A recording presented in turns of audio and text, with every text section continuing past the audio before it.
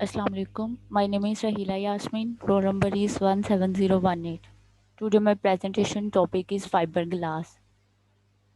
First of all, I will discuss about the contents of my topic, that are definition, raw material, equation, types of fiberglass, properties, applications of fiberglass, advantages and disadvantages. सबसे पहले है कि fibre glass होता क्या है। Fibre glass एक composite material होगा। ये कम्बिनेशन होता है दो चीज़ों का, जिसकी वजह से इसकी प्रॉपर्टीज़ इन्हांस हो जाती हैं। फाइबर ग्लास बना होता है कि फाइबर जो ग्लास फाइबर होंगे उसको हम लोग एम्बेडेड करते हैं राइजन्स के ऊपर। फाइबर ग्लास टाइप्स होती है फाइबर रीइंफोर्स प्लास्टिक की, जिसमें रीइंफोर्समेंट जो फाइबर्स होगा वो स्पेशली हमारे पास ग्लास फाइबर होता है। और जो दूसरे नेम्स होते हैं फाइबर ग्लास के, वो ग्लास रीइंफोर्स प्लास्टिक आएगा, जिसे जीआरपी भी कहते हैं, और ग्लास फाइबर रीइंफोर्स्ड प्लास्टिक होता है। नेक्स्ट है कि फाइबर ग्लास एक लाइट वेट होगा, ब्रिटल कम होता है और स्ट्रॉन्ग होता है। और फाइबर ग्लास की ये एबिलिटी होती है कि हम लोग इसको कॉम्प्लेक्स शेप्स होते हैं उसमें मोल्ड कर सकते हैं, जिसकी वजह से इसको हम लोग bath tubs, boat, aircraft, roofing या दूसरी एप्लीकेशंस में इसको यूज़ करते हैं। यहाँ पे डायग्राम है कि फाइबर ग्लास है, शॉर्ट फाइबर ऑफ ग्लास होते हैं, उसमें प्लास्टिक मैट्रिक्स होगा। तो ये फाइबर ग्लास दो चीज़ों का कम्बिनेशन है। और प्लास्टिक मैट्रिक्स क्या होगा, पॉलिएस्टर हो सकता है, इपॉक्सी होगा, फिनोलिक आएगा। नेक्स्ट है इसका रॉ मटेरियल। फाइबर ग्लास को जो बेसिक रॉ मटेरियल्स होते हैं वो नेचुरल मिनरल्स होंगे, और इसके मेजर्स इंग्रेडिएंट्स हैं सिलिका सैंड है, लाइमस्टोन है और सोडा ऐश होगा। सिलिका सैंड्स को यूज़ करते हैं एज अ ग्लास फॉर्मर में। सोडा ऐश और लाइमस्टोन इसके मेल्टिंग टेम्परेचर्स को लो करने के लिए हम लोग यूज़ करते हैं। और इसमें जो वेस्ट ग्लास होगा उसे कलट भी कहते हैं। कलट होगा कि जो ग्लास के पीसीज होते हैं उसको रॉ मटेरियल्स में हम लोग ऐड कर सकते हैं, तो वो भी रॉ मटेरियल के लिए यूज़ होता है। रॉ मटेरियल्स के लिए सबसे पहले हम लोग इसका वेट करते हैं, एग्जैक्ट क्वांटिटीज़ का पता होगा, फिर हम लोग इनको मिक्स कर देते हैं। इसके बाद है कि फाइबर ग्लास बनता कैसे, कि फाइबर ग्लास का जो मैट्रिक्स होगा उसमें पॉलीएस्टर और स्टाइरीन आपस में रिएक्ट करते हैं बाय विनाइल रेडिकल पॉलीमराइजेशन से। तो इनके दरमियान में इसका जो डबल बॉन्ड है स्टाइरीन के साथ रिएक्ट करेगा तो इनका मिक्सचर्स बन जाएगा, उसे क्रॉस लिंक्ड रेजन कहते हैं। और फिर इसका जो क्रॉस लिंक्ड रेजन है वो ग्लास फाइबर के साथ रिएक्ट करता है। उसके बाद है टाइप्स ऑफ फाइबर ग्लास।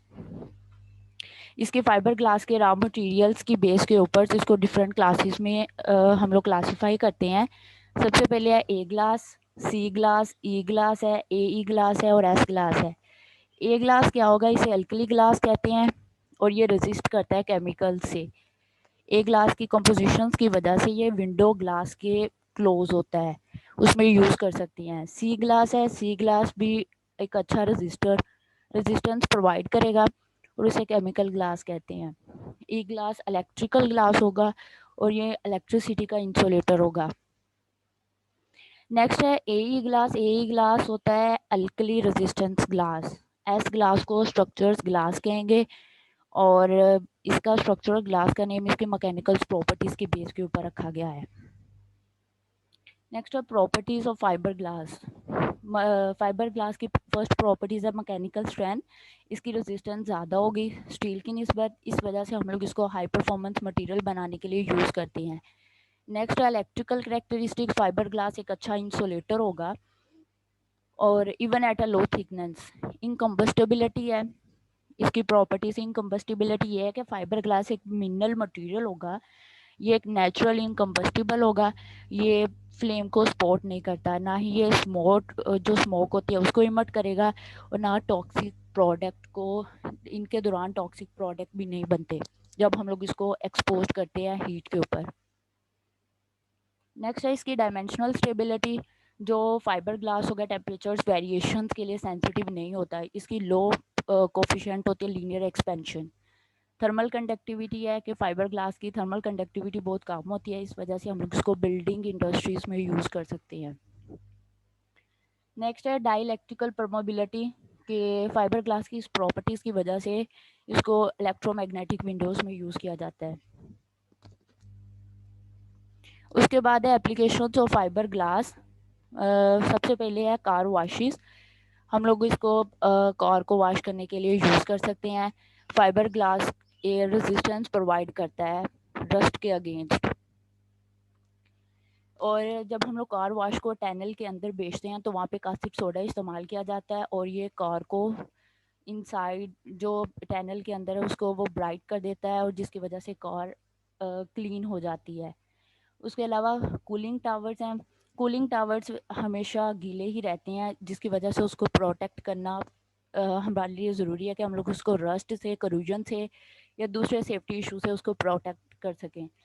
तो फाइबर ग्लास को वहाँ यूज़ किया जाता है क्योंकि इसकी एक्सीलेंट प्रॉपर्टीज़ की वजह से इसको एज अ स्क्रीनिंग यूज़ करते हैं। नेक्स्ट हम लोग इसको पेपर्स और पल्प इंडस्ट्रीज़ में यूज़ कर सकते हैं फाइबर ग्लास को। फाइबर ग्लास की प्रॉपर्टीज़ है कि ये केमिकल क्रूजन से रेजिस्टेंस प्रोवाइड करता है जिसकी वजह से हम लोग इसको पेपर और पल्प इंडस्ट्रीज़ में यूज़ करते हैं। ऑटोमोटिव इंडस्ट्रीज़ में यूज़ कर सकते हैं। ऑटोमोबाइल इंडस्ट्रीज़ होगी और जो हर कार में फाइबर ग्लास कंपोनेंट्स होंगे या उसकी बॉडीज किट्स वगैरह मौजूद होती हैं। नेक्स्ट है पावर जनरेशंस।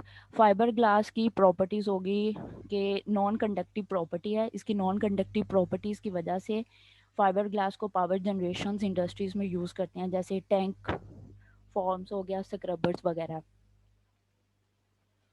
इसकी एक एप्लीकेशन ये है कि इसको बोर्ड्स में जो 95% बोर्ड्स होता है वो फाइबर ग्लास से बना होता है जिसकी एबिलिटी होती है कि वो हीट और कोल्ड कंडीशंस में विथस्टैंड करें क्योंकि फाइबर ग्लास रेजिस्टेंस प्रोवाइड करता है अगेंस्ट करूजन, सॉल्ट वाटर और एटमॉस्फेरिक पोल्यूशन।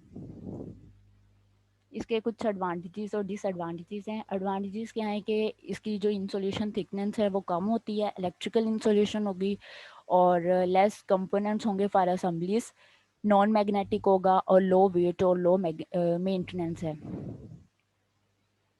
नेक्स्ट है इसके डिसएडवांटेजेस। फाइबर ग्लास के कुछ हार्मफुल इफेक्ट होते हैं जो कॉज करते हैं कैंसर्स। इसकी एप्लीकेशंस की वजह से हम लोग इसको डिफरेंट मोटिवेटिव ऑटोमोटिव इंडस्ट्रीज़ में यूज़ करते हैं, मिलिट्री में होगा, टेक्सटाइल इंडस्ट्रीज़ में यूज़ कर सकते हैं। और ये गुड इंसुलेटर होगा जिसका मेल्टिंग पॉइंट 1121 डिग्री सेल्सियस है और जो सॉफ्टनिंग पॉइंट होगा वो 846 डिग्री सेल्सियस होता है। ये ड्यूरेबल होगा और हम लोग इसको Surf boards, back boards, ropes और विंडोज़ वगैरह बनाने के लिए यूज़ करते हैं। Thank you.